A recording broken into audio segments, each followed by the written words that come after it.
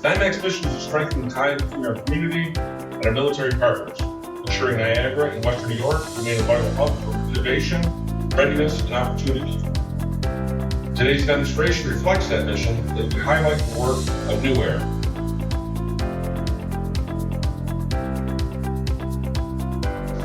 This event is about more than showcasing technology.